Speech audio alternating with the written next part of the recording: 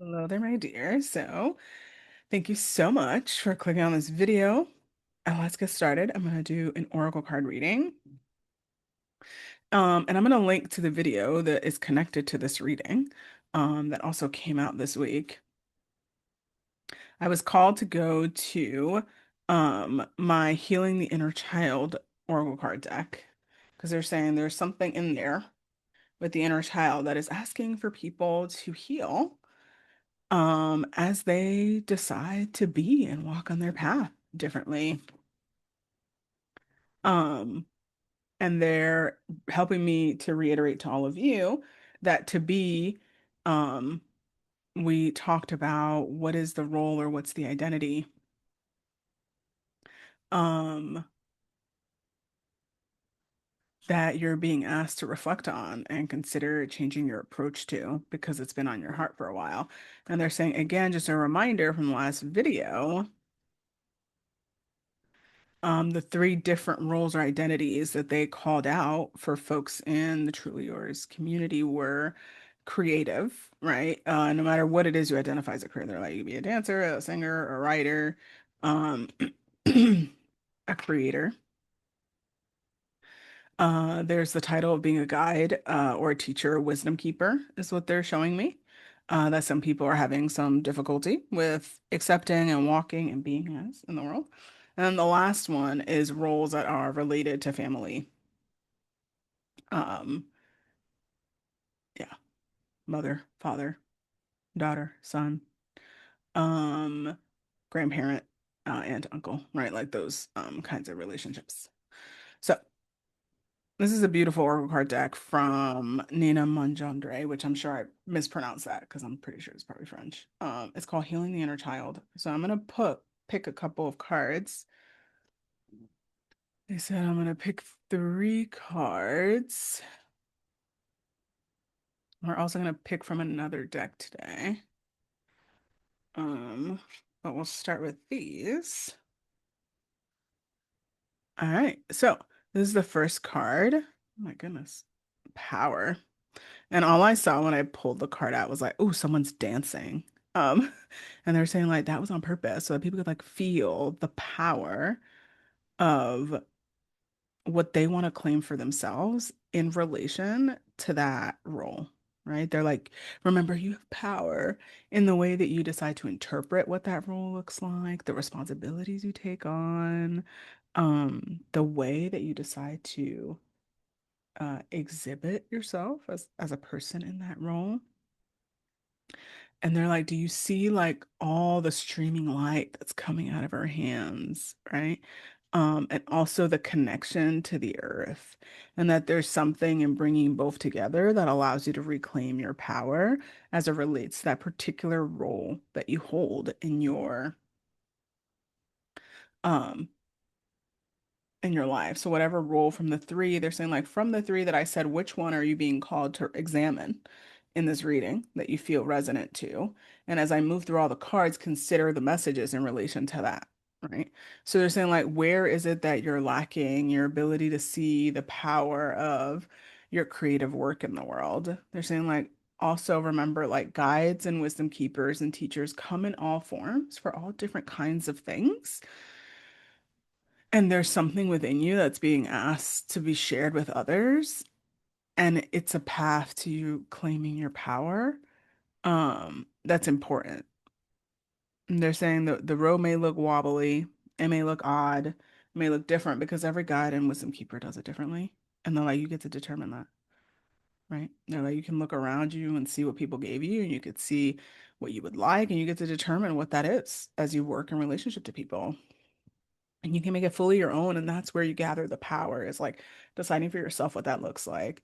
And they're saying for those of you in relationship to other people and your role in relation to that, they're making it very clear that like we often exist in spaces with other humans and we forget that we have power and agency and the ability to decide.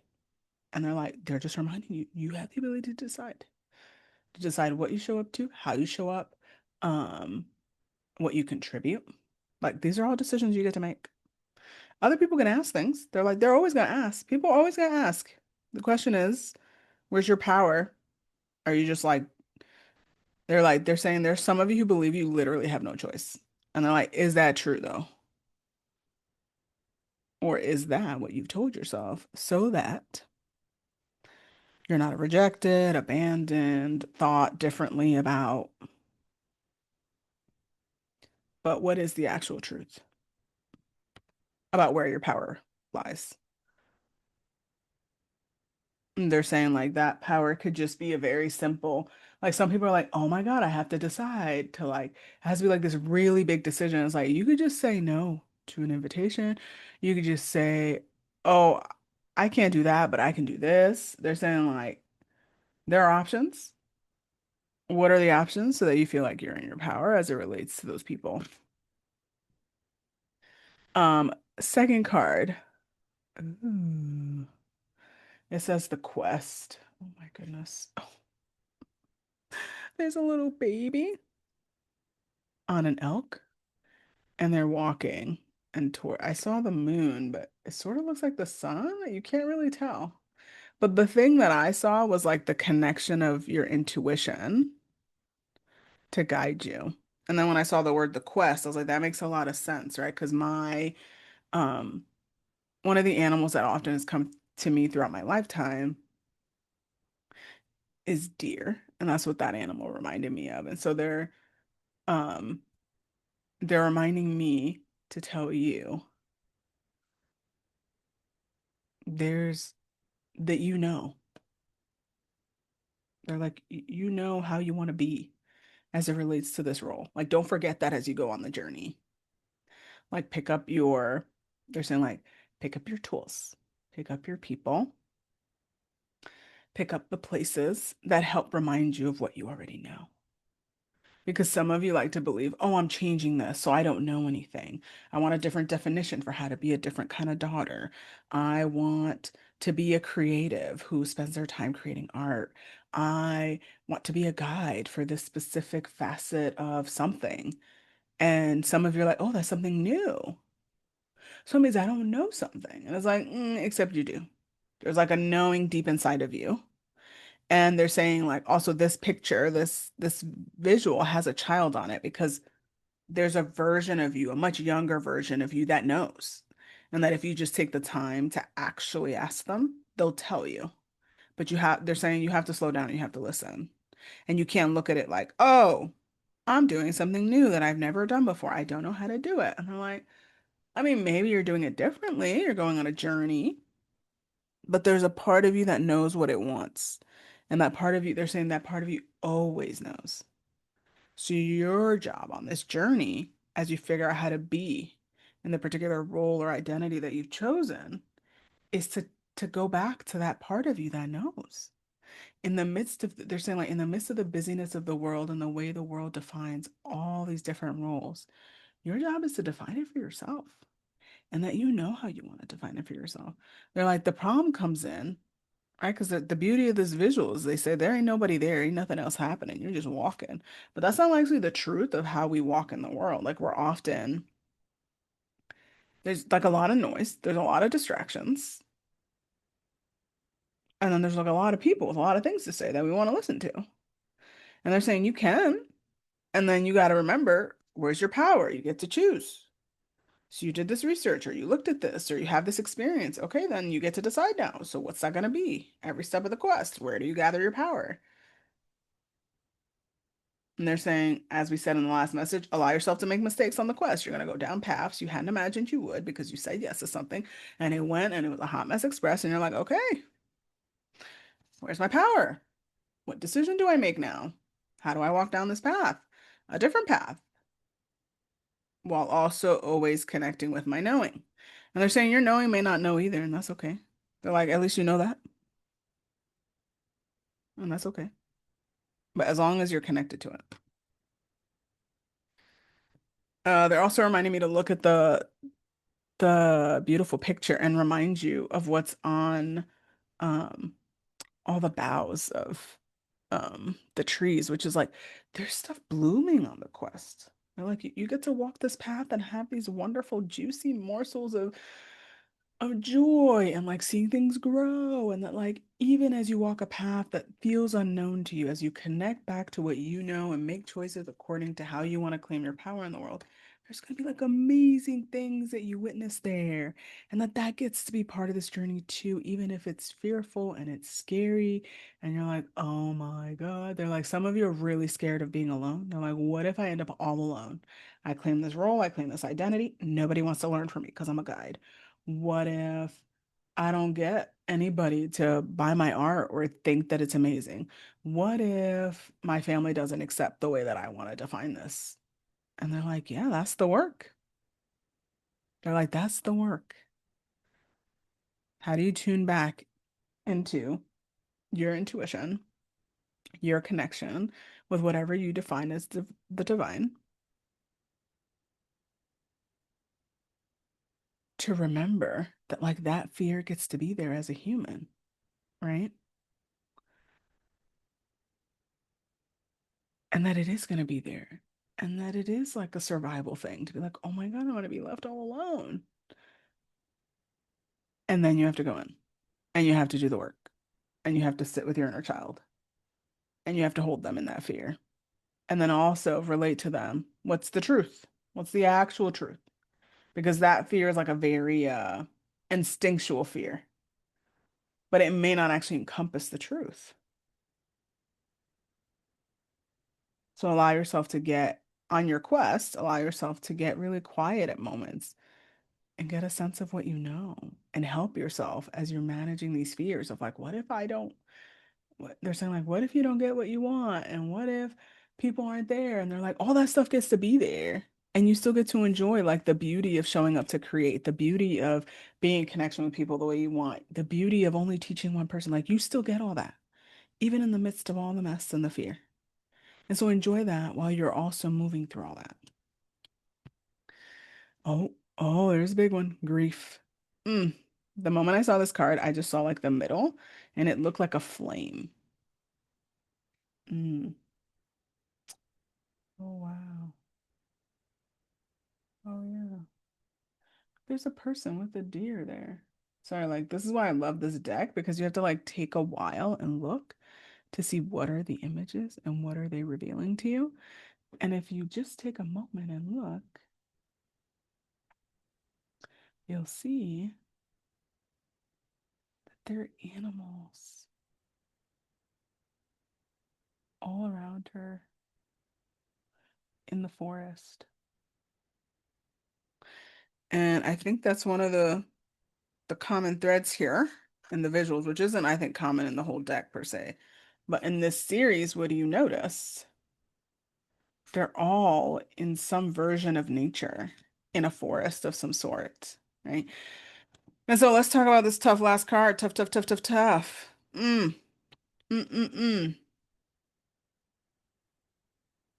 They're saying I need to take a minute. Um, because my card, I mean, my seat sort of fell down. So I was trying to get it back up, and they're like, you need a minute. I need a minute because this card is heavy. And of course, the number is 11, and the word on it is grief. They're saying there's a certain level of releasing and grieving that you have to move through in order to inhabit these roles and titles that you want in your own way. Like you have to begin to release the ways that you maybe were not given certain things that you wanted as you were a student. You know, if you're going to be a guide, you're going to like, I'm going to have to mourn the ways in which I wanted to be treated as a student that I wasn't. They're saying as a creative, you have to grieve like the years that you didn't spend doing the thing that you love because you were scared. When you're in relationship to people, you have to grieve the ideas of what you wanted people to be, but they could not, they were not able to. And that is, they're saying like that's the tremendous healing work that they're asking of you. And they're showing me this vision of like this big pit. It's like a black hole. And they're like, we're inviting you to consider a different way of grieving that also involves connection, not just isolation. Because it's in those moments when we can allow ourselves to grieve and let other people hold us in our grief, that we can actually begin to see some sort of light, right? Because there's a difference between allowing the grief to consume you and you entering a pit of darkness and you basically being by yourself as you're grieving. There is no doubt, they're showing me like there's no doubt as to why this card is called grief and this human is in the context of a forest with light and then they're being surrounded by other beings and all the colors, right? Um, are here. And so they're saying like that gets to also be the part of grieving. Like it doesn't just have to you be like by yourself in the depth of something and then just sitting there in absolute misery forever. They're like that's not the point of grief. That's not the point of grief, right? And they're like showing me like that's why people have certain rituals in certain faiths for how we decide to bury people after they, right? Like after they pass away, because that grieving process is like so overwhelming that it shouldn't be taken alone, that there should be rituals, there should be ways that people come together, there should be ways that this person is honored. Because after, a few weeks after, like you are alone with that grief and it's full and it's heavy and it's big. But even then, even after all that, you can continue to seek out the spaces in which there's a like in which you'll be able to find the light within you to guide you.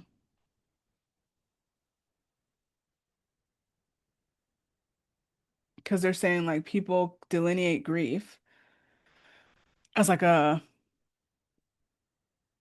something that's actually quite miserable. But there's a lot of ways to grieve. And so there's another deck they want me to pull from.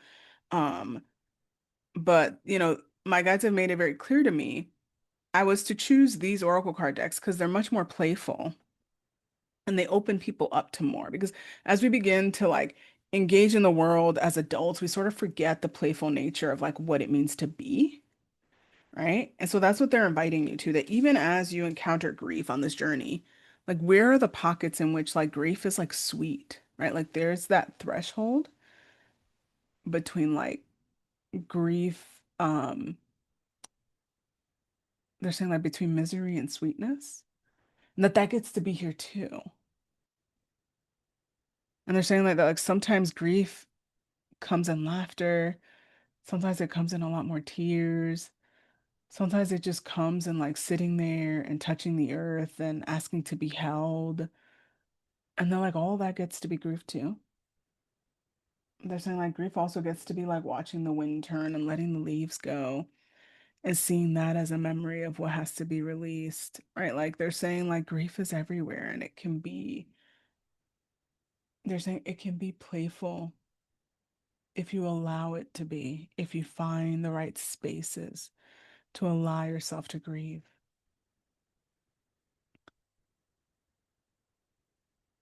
Because what they're also showing me is that at the bottom of grief is actually a really beautiful morsel and gem of light that reveals to you your heart's desire. Ooh, oh, I don't know where that came from, but um from them, of course. But and that you don't get to that if you don't grieve. Mm. So I'm like noticing more and more animals here. They have quite a few different animals. They have like a snake, turtle, I think. Quite a few things, a porcupine, an owl. Like I'm just like taken away. And they're saying I needed to say that because some of you are very connected to animals, and there's something about the animals here. Um, but they're also saying when something is a really big message and it like is it's something that just comes through me, like I don't always remember it. And so they're asking me to reiterate it. So they're saying at the bottom of grief is always the tiniest morsel of light that reveals a deep desire, your heart's desire, and it's your job to honor it. Period. And they're saying for some of you, it's just like the deepest desire. They're like they're they're showing me sometimes like the examples like deepest desire is just like a wish for the person not to be gone because you love them so much and there's something special about that person that made you feel a certain way. And like that's the heart's desire. And that gets to be there as a morsel of like, wow, like this person gave me this perspective of the world and a feeling.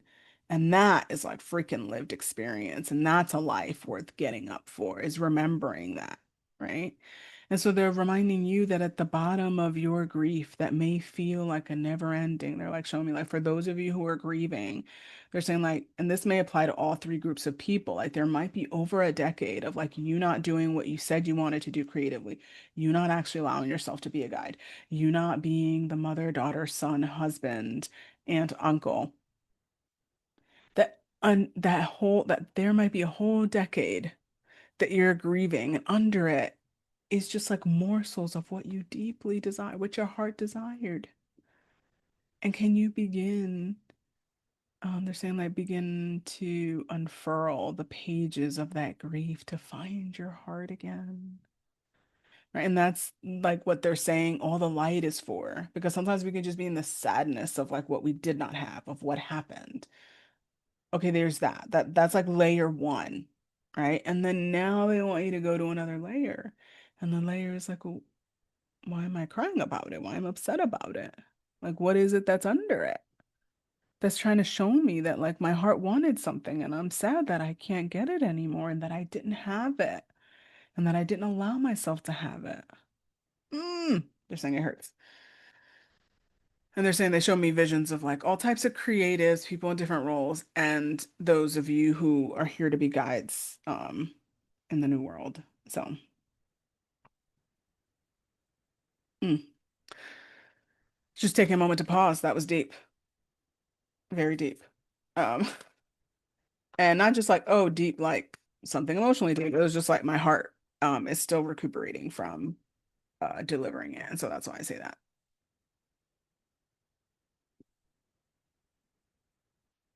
Okay. So they're asking me to pull two cards.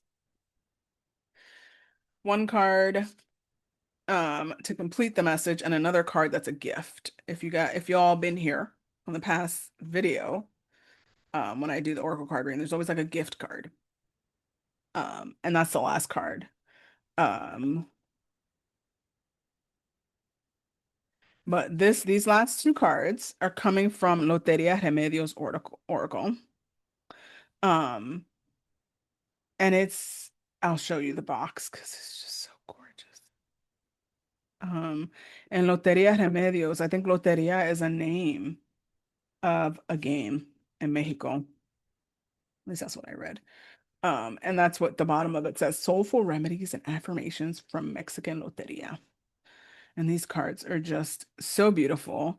And I think that's why they had me pick them. These are actually a rather new deck that I've had, but they're like, oh, there's something about this deck that's like playful that they want us to return to because that gets to be here too as we engage in and consider this path of creativity. And though I don't know how the game of Loteria works, but overall, Mexican Loteria has like different images of different objects or beings. Um, and I think it's a matching game or something. And so the cards are made up of just like one particular image of an object, a being, a type of person, a flower. So two cards. They're telling me to read. I think they're asking me to read both cards. Just the first card, actually. Um, and then this is the card they're asking me to pick. Oh, La Botella. Mm. And there's a message on the bottle. Lover, how deep is the ocean inside you? Mm. They're saying they don't want me to read this one. They want me to read the next one. That's our gift card. Um,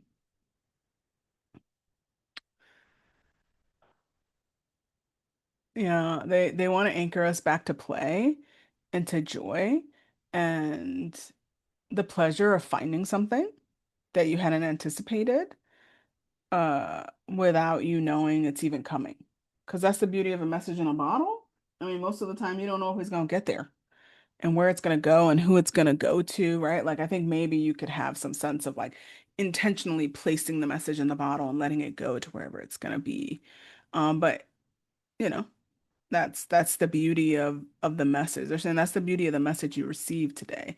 It came along in a bottle of the internet and it decided to show up on your particular feed and it's here to reveal something to you, right? And you get to decide what to do with it. You get to decide if you want to send it along to someone else, if it has inspired you to create your own message, your own bottle. Um, but that there's something magical about the water and play. And they're saying like healing can also encompass that. Like what are the elements that bring you that kind of safety and kind of play all at once and go to that element in similar ways that you might have gone when you were younger. Yeah, they're saying like when you were younger, what's the element that was most prominent to you? And can you invite yourself to go play in it and be with it in the ways that you were when you were a child, right? So they're like, for me, it's always the water. Um, and so this is part of why this card came up. They want to remind me like the water and being outside is really important to me. And they're like, what's a what's a part of nature that your inner child loves that you could honor as you move through the healing process? Because the healing process can also have joy. And this is part of that joy. And they're like, part of this is also how you claim your power. Like how you choose to heal is part of how you claim your power back from wherever you might have left it, to whom you may have given it to, right? And they're reminding me to tell you that the first word here, I think, is lover. And how can this be anchored in love? Like, what are the ways? They're saying, like, what are the ways that your inner child is asking you to love it? This card is inviting you to go do it through nature. So do that, they're saying, because there's a certain level of freedom there. Um, but they're also saying, like, what are the ways that your inner child loves to be loved? Uh, and they're saying they're showing me like three or four different, like some inner child just want to be listened to. They just want you to be with them for a minute as they live through their fear. Other people, other of them, like they're like they want to be creative and they want to color and they want to go do fun stuff. And other inner children just want to sit there and hold your hand and want you to go find someone who's going to hold your hand. Um, and then they're like, yeah, so honor whatever it is. And they're like, remember, like your inner child doesn't always get its way. So maybe let your inner child have its way as you're doing this healing work, because that's what's gonna help you feel whole and complete as you move through it. All right, our last gift card. Uh-oh, El Sol, the sun. They're telling me to read it out of the book, and then if I'm meant to channel something afterwards, I will. El Sol, the sun. Heat, illumination, sacrifice. El Sol is our enduring timekeeper, the literal light of our lives. Step outside so the sun may smile upon your skin. Feel the healing embrace of heat as you wrap this warmth around your shoulders like a blanket of divine love. Various myths and belief systems associate the sun with masculine strength, energy, and endurance, traits that anyone can summon within their own being. The Mexica people so revered the sun that the ultimate sacrifice of human blood was made in honor of its power and protection. This civilization understood that every life form on Earth depends upon the light and heat of a single star, the central focus of our Earth's eternal dance. This card could be calling you to consider all the forces that keep you alive and ask what you are willing to give in return. A sacrifice of time and an offering of gratitude can go a long way in illuminating your day. Mm. In another light, all things are visible in daylight. What was once concealed may now be revealed. El Sol could be advising you to face the truth before your eyes. Acceptance takes time, but it is ultimately always better to walk in the light of knowledge. If this indicates a sun setting on your horizon, may the closure bring peace to your heart, the way a memorable sunset would. Be nourished in knowing there is always a new day ahead.